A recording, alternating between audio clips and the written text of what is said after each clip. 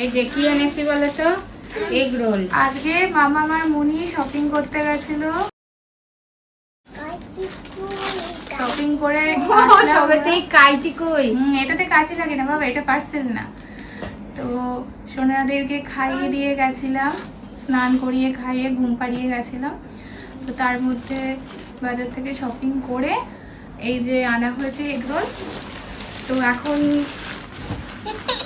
বিকেল বেলায় সোনারা এখন এগ রোল খাবে, তারপর আমরা চা খাবো। আর সোনারা কি খাবে? খানিক পরে দুধ খাবে।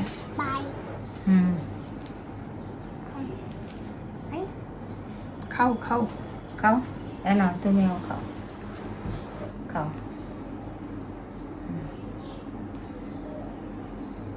ভালো।